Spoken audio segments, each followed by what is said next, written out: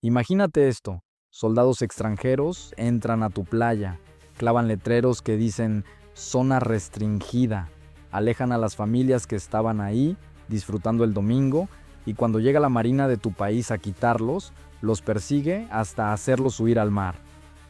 Eso no es una película de los años 80, eso ocurrió en una playa mexicana frente a la desembocadura del río Bravo, en un día que nadie esperaba que cambiara el mapa de la tensión entre dos naciones que comparten casi 3.000 kilómetros de frontera.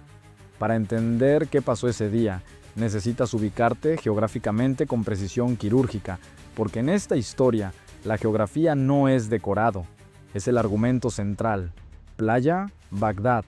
No Bagdad, Irak, Bagdad, Tamaulipas. Un nombre que suena a conflicto y que, resultó, lo es. Esta franja de arena se encuentra exactamente en el punto donde el río Bravo, que los estadounidenses llaman Río Grande, termina su recorrido de 3.051 kilómetros y se disuelve en el Golfo de México. Es el fin de la línea, el último centímetro de frontera antes de que el agua dulce se mezcle con el agua salada del Golfo y la línea divisoria entre dos países desaparezca físicamente bajo las olas. Administrativamente, Playa Bagdad pertenece al municipio de Matamoros, en el estado de Tamaulipas. Está a Premcupati, aproximadamente 35 kilómetros al este del centro de Matamoros, accesible por una sola carretera costera que serpentea entre la maleza baja y las dunas. No es Cancún, no es Los Cabos, es una playa de pueblo, de familias que llegan en camionetas cargadas de niños y hieleras, de pescadores que conocen cada corriente del río Bravo de memoria. Y sin embargo, esa mañana algo rompió la rutina. Según los primeros reportes que comenzaron a circular en redes sociales locales de Tamaulipas, elementos que portaban equipamiento identificado como perteneciente al Departamento de Defensa de los Estados Unidos ingresaron a la zona de Playa Bagdad por el cauce del río Bravo. No llegaron por tierra desde el lado tejano, llegaron por el agua. Eso es importante, eso no es descuido. Los reportes señalan que eran un número reducido de agentes.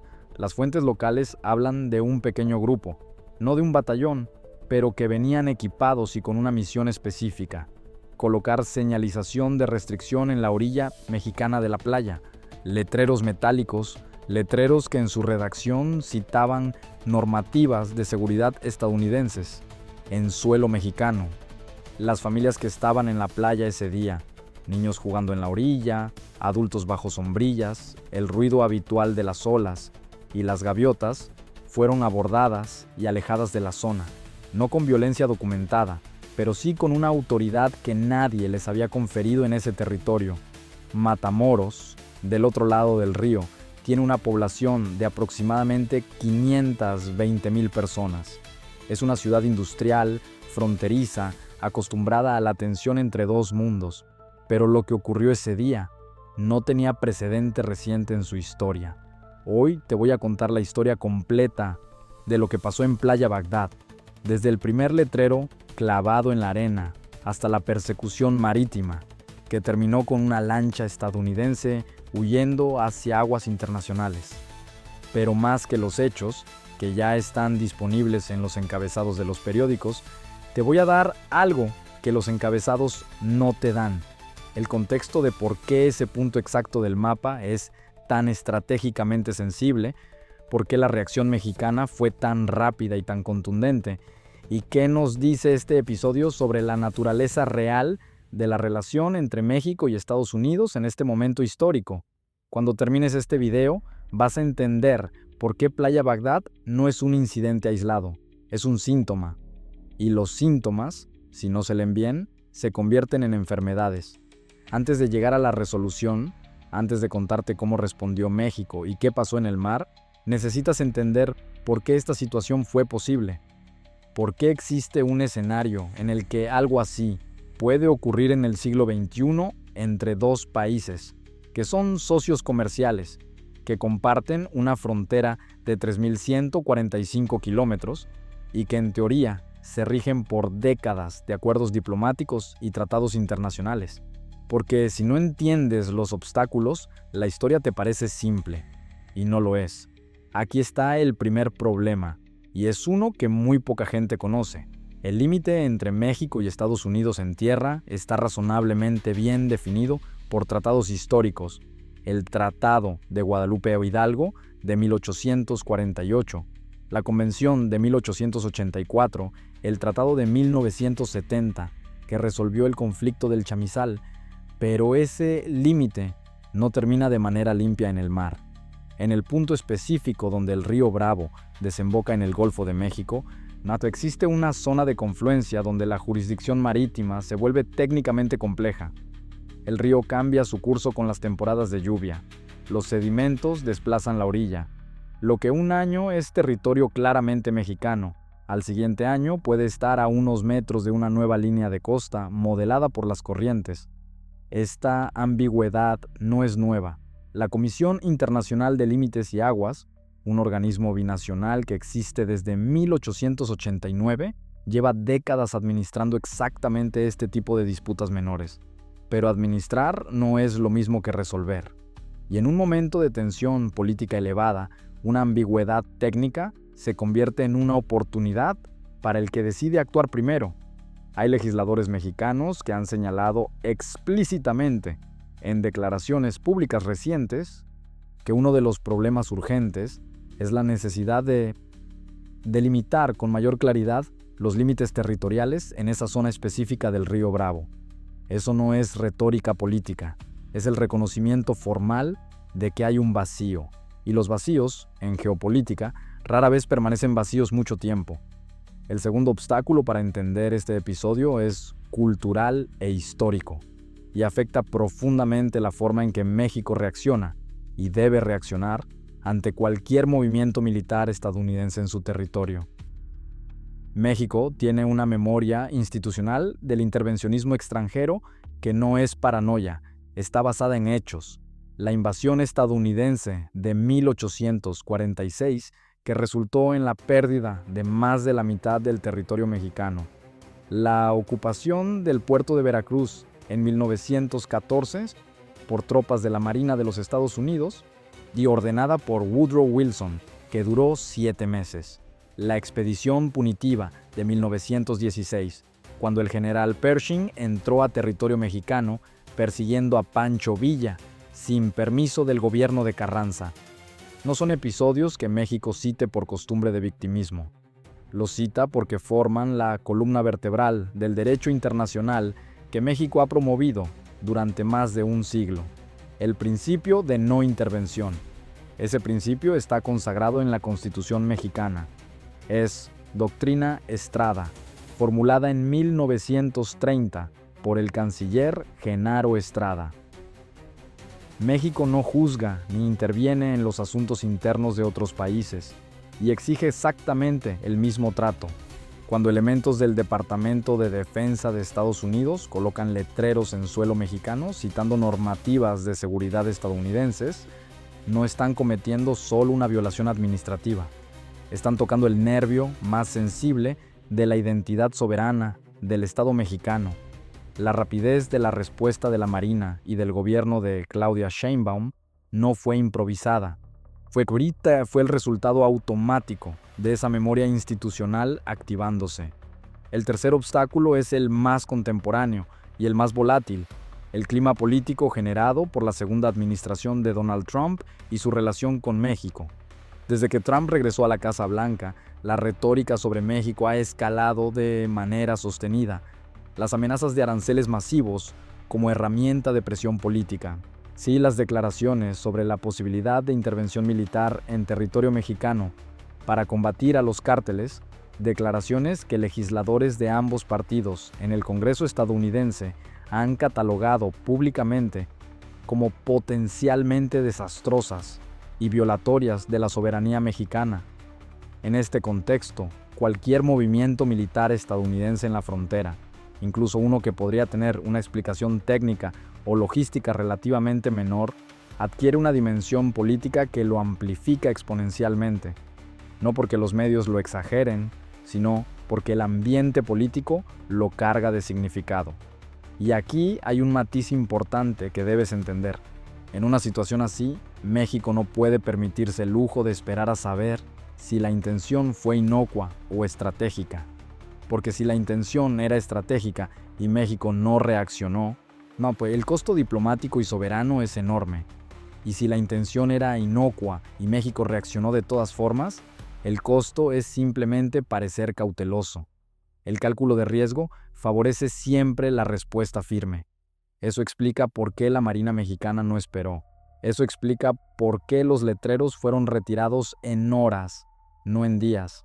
Esta es la capa que convierte el incidente en algo mucho más complejo que una disputa fronteriza de rutina. Según información que comenzó a circular a partir de las investigaciones que la propia Marina Mexicana realizó. En la zona, después de retirar los letreros, los equipos que se encontraron no se limitaban a señalización visual. Durante el rastreo del fondo marino que las fuerzas de seguridad mexicanas llevaron a cabo como parte de su operación de peinado de la zona, pues se localizaron dispositivos de medición de tipo técnico, descritos en los reportes como equipos que marcaban coordenadas específicas en la superficie del agua. Estos equipos fueron confiscados. Ahora bien, ¿para qué sirve un dispositivo que marca coordenadas específicas en el agua, en un punto exacto donde un río que atraviesa una de las zonas con mayor actividad energética del continente desemboca en el Golfo de México? Esa es la pregunta que está en el centro de las interpretaciones más serias del incidente. El Golfo de México es una de las regiones con mayor densidad de infraestructura petrolera del mundo. México tiene plataformas, ductos y concesiones de exploración que se extienden desde la costa de Tamaulipas hasta el sureste. Ir a la región del río Bravo y su desembocadura ha sido históricamente objeto de estudio geológico, por su potencial en recursos energéticos.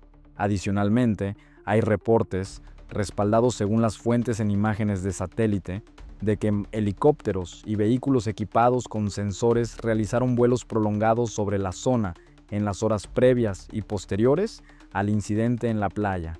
Si eso es verificable, cambia radicalmente la naturaleza del episodio. Ya no estaríamos hablando de una patrulla que se extralimitó, sino de una operación de reconocimiento y cartografía, con posibles implicaciones sobre recursos naturales. Las autoridades mexicanas no han confirmado oficialmente esa lectura, pero tampoco la han descartado, y esa ambigüedad calculada dice tanto como cualquier declaración formal. Entonces, ¿qué fue exactamente lo que rompió el equilibrio? ¿Por qué ese día, en esa playa, con esas familias mirando sin entender qué estaba pasando, el guión cambió? La respuesta más directa vino de la persona con mayor autoridad institucional para darla. La presidenta de México, Claudia Sheinbaum, fue informada del incidente y reaccionó con una firmeza que no dejó espacio para la ambigüedad diplomática. Sheinbaum subrayó públicamente que su gobierno había solicitado de manera inmediata una explicación oficial al gobierno de Washington y estableció con claridad meridiana la posición del Estado mexicano. Cualquier operación en la zona fronteriza debe llevarse a cabo dentro del marco estricto de los acuerdos vigentes entre ambos países. No fue una declaración de alarma, fue una declaración de principio. El gobernador de Tamaulipas, Américo Villarreal, fue incluso más específico. Solicitó formalmente al gobierno federal y a Estados Unidos una revisión urgente de los límites territoriales en Playa Bagdad, enfatizando la necesidad de que cualquier presencia extranjera en la zona sea clarificada y documentada con las instituciones competentes. Desde el lado estadounidense, la respuesta fue reveladora, precisamente por lo que no dijo.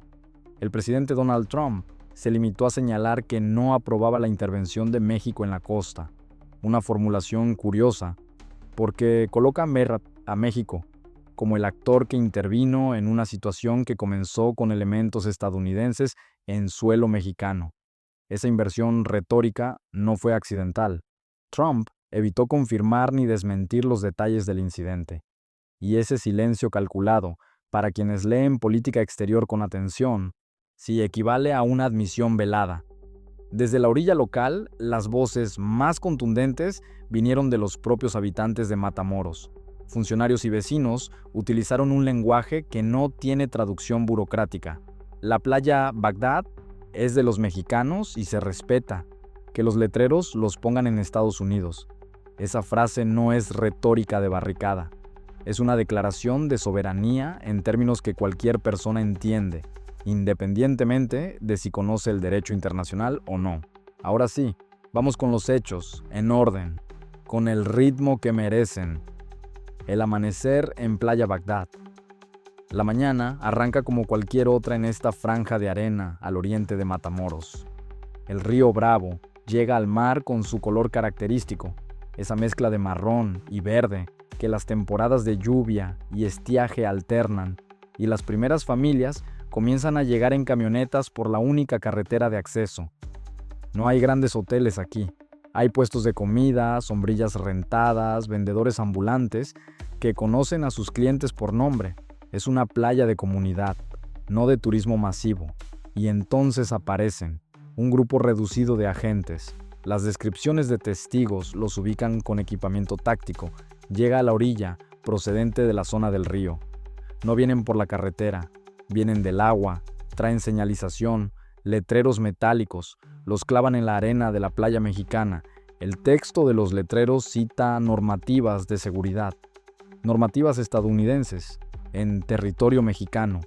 Los civiles que estaban en la playa, familias, parejas, niños, son alejados de la zona. La instrucción es que el área está restringida. Nadie les preguntó quién les dio autoridad para restringir una playa mexicana.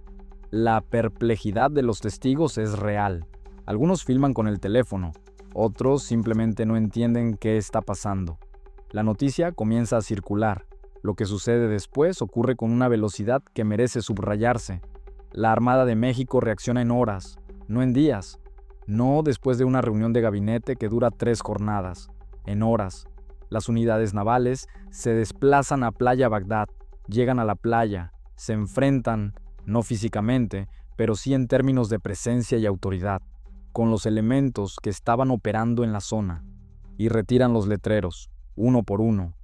De las autoridades señalan que no se producen enfrentamientos físicos durante la retirada, pero hay algo más importante que la ausencia de violencia. Hay evidencia de que elementos militares extranjeros estuvieron ahí. Los letreros son la prueba, y la Marina los tiene en sus manos. Lo que ocurre después de la retirada de los letreros revela que la Marina no estaba improvisando una respuesta de relaciones públicas. Estaba ejecutando una operación. Las fuerzas de seguridad mexicanas implementan lo que las autoridades describen como un peinado minucioso de la zona, no solo terrestres, también marítimo, y es en el fondo del agua donde se encuentra lo más revelador del episodio. Equipos de medición, dispositivos técnicos del tipo que se usa para marcar coordenadas precisas en la superficie del agua. No son boyas de pesca, no son desechos, y son instrumentos de medición que alguien colocó ahí deliberadamente. Todos son confiscados. La operación confirma lo que la colocación de los letreros ya sugería. Esto no fue un error de navegación, fue una misión con objetivos específicos. Y entonces ocurre el momento que convierte este incidente en algo que trasciende la disputa diplomática de rutina. Frente a la costa de Playa Bagdad, las patrullas navales mexicanas detectan una embarcación.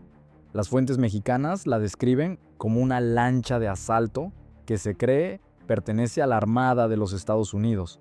Está patrullando la zona costera. No se acerca directamente a la orilla, pero su presencia ahí, en ese momento, no es casual. Las lanchas patrulleras de la Armada mexicana se dirigen hacia la embarcación. La lancha estadounidense retira, se aleja, abandona la zona y se dirige hacia aguas internacionales. No regresa. Eso es lo que ocurrió. Sin dramatizar, eso es lo que ocurrió. Una embarcación presuntamente perteneciente a la Armada de los Estados Unidos fue interceptada por patrullas navales mexicanas y huyó hacia aguas internacionales sin volver a ni aparecer. En el lenguaje de la diplomacia naval, eso tiene un nombre, se llama disuasión efectiva. Lo que viene después es igualmente elocuente. El Ejército y la Armada de México no retiran sus tropas de Playa Bagdad una vez que el incidente inmediato se resuelve. Al contrario, refuerzan su presencia, se instalan nuevos puestos de control a lo largo de la costa. Se establecen patrullas de 24 horas. Las autoridades lo describen como una medida para proteger los derechos de soberanía de México. Traducido a términos directos, México está diciendo que Playa Bagdad no es una playa desguarnecida, que tiene ojos, que tiene respuesta, que lo que ocurrió ese día no va a quedar sobre un precedente silencioso. La costa de Tamaulipas, en ese punto preciso donde el río Bravo termina, ahora tiene presencia militar permanente. Mientras la Marina operaba en la playa y en el mar, la maquinaria diplomática mexicana se ponía en marcha en paralelo. La presidenta Sheinbaum exige explicaciones oficiales a Washington. El canciller mexicano inicia gestiones. Las autoridades de Tamaulipas emiten sus propias declaraciones y el gobierno mexicano avanza un paso más. Indica que el caso podría ser llevado ante las comisiones internacionales competentes en materia de fronteras y jurisdicciones marítimas. Eso no es una amenaza vacía. Las comisiones internacionales que supervisan los acuerdos fronterizos entre México y Estados Unidos existen y tienen mecanismos operativos. Si México formaliza el caso ante esas instancias, queda registrado en el expediente histórico de la relación bilateral. Y eso tiene consecuencias que trascienden el ciclo de noticias de una semana. Del otro lado, el silencio de Washington. Trump hace una declaración mínima, esquiva los detalles y la Casa Blanca no emite ninguna confirmación o negación sustancial sobre lo ocurrido en la playa. Ese silencio, en el contexto de una administración que habitualmente no escatima palabras, es significativo. Hay algo profundamente humano y profundamente perturbador en la imagen de unos letreros metálicos clavados en una playa, donde minutos antes había niños jugando con la arena. No porque sea el peor episodio de la historia de las fronteras, evidentemente no lo es, sino por lo que revela sobre la naturaleza del poder, que puede manifestarse en los gestos más mundanos, en un letrero, en la autoridad implícita de quien lo coloca y da por sentado que nadie lo va a cuestionar. La frontera entre México y Estados Unidos es, en términos físicos, una de las más cruzadas del mundo. Millones de personas, productos, dinero, ideas, cruzan en ambos sentidos cada día. Esa porosidad se celebra cuando sirve al comercio, se convierte en amenaza cuando sirve a otros intereses. Lo que ocurrió en Playa Bagdad podría leerse como una historia sobre soberanía, pero también es una historia sobre suposiciones, sobre quién asume que puede hacer qué y dónde y sin pedir permiso, y sobre lo que ocurre cuando esa suposición encuentra resistencia. No hay héroe limpio en esta historia, hay intereses, y hay un pedazo de playa que, de repente, importa mucho más de lo que parecía. Este incidente no ocurre en el vacío. Si lo pones en perspectiva histórica, reconocerás el patrón. Caso 1. La expedición punitiva de 1916, cuando el general John Pershing entró a territorio mexicano en marzo de 1916, persiguiendo a Francisco Villa después del ataque a Columbus, Nuevo México. Lo hizo sin permiso formal del gobierno de Venustiano Carranza. Lo hizo asumiendo que la necesidad estratégica estadounidense superaba el requisito de la soberanía mexicana. La expedición fue un fracaso militar, nunca capturó a Villa y un desastre diplomático. Carranza exigió la retirada.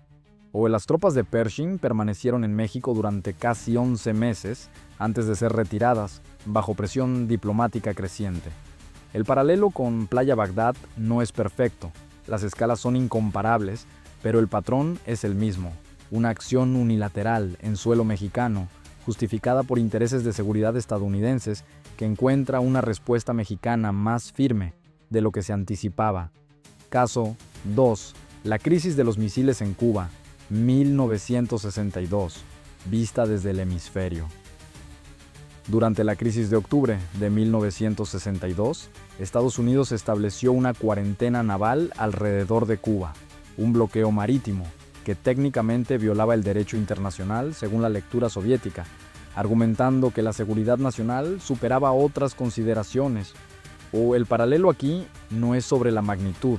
La crisis de los misiles llevó al mundo al borde de la guerra nuclear. Playa Bagdad es cualitativamente diferente, sino sobre la lógica subyacente, que la potencia mayor puede definir unilateralmente lo que constituye una amenaza a su seguridad y actuar en consecuencia, incluso en territorios que no le pertenecen. Lo que cambió en ambos casos fue que hubo resistencia. Cuba con el respaldo soviético en 1962, México con su propia marina en 2025. La resistencia no siempre gana, pero sin ella no existe ni siquiera el debate. Caso 3. Las Islas Falkland/Malvinas, 1982. La Guerra de las Malvinas comenzó, en términos simbólicos, con una bandera plantada en un pedazo de tierra que dos países reclamaban como suyo. Argentina argumentó soberanía. Reino Unido respondió militarmente. Hoy el resultado fue una guerra de 74 días que costó más de 900 vidas y que 4 décadas después sigue siendo una herida abierta en la identidad política argentina. Lo que Playa Bagdad comparte con las Malvinas no es la escala del conflicto, que es radicalmente diferente, sino la dimensión simbólica de plantar un signo de autoridad en un territorio disputado o sensible. Los letreros en Playa Bagdad y la bandera en Puerto Stanley operan con la misma lógica. Quien marca el territorio primero establece el precedente. México entendió esa lógica y respondió con la velocidad que requería. Y aquí llegamos al punto donde el video termina. Pero el debate no, porque hay preguntas que este episodio plantea y que no tienen respuesta fácil. Preguntas que merecen más de un comentario en la sección de abajo. Primera pregunta. ¿Fue una operación de reconocimiento energético disfrazada de operación de seguridad? Los equipos de medición confiscados del fondo marino en Playa Bagdad no son accesorios de señalización de playa. Son instrumentos técnicos que se usan para marcar posiciones con precisión. En una zona que es estratégicamente relevante en términos de recursos energéticos del Golfo de México, en un momento en que la administración Trump ha señalado explícitamente su interés en los recursos naturales del continente americano, incluyendo la compra de Groenlandia, las declaraciones sobre el Canal de Panamá, la pregunta de si esto fue una exploración encubierta de recursos no es conspiranoica, es pertinente. ¿Qué estaban midiendo esos equipos? ¿Quién los colocó? ¿Con qué propósito? Esas preguntas aún no tienen respuesta pública. Pero segunda pregunta, ¿qué precedente legal establece la respuesta de México? México retiró los letreros, México confiscó los equipos, México estableció patrullas permanentes en la zona. Desde la perspectiva del derecho internacional, esas acciones establecen un precedente sobre cómo México responderá a situaciones similares en el futuro. Pero también plantea la pregunta inversa: ¿qué precedente establece el hecho de que, hasta donde se sabe públicamente, no haya habido consecuencias formales para quienes realizaron la operación inicial? El precedente es que México puede defenderse o que Estados Unidos puede intentarlo sabiendo que el costo diplomático es manejable. Esa tensión entre los dos precedentes posibles define el campo de juego para lo que viene. Y tercera pregunta: ¿dónde está el límite entre seguridad compartida y violación de soberanía? México y Estados Unidos tienen desde hace décadas mecanismos de cooperación en seguridad, la Iniciativa Mérida, los acuerdos de inteligencia, la colaboración en la frontera.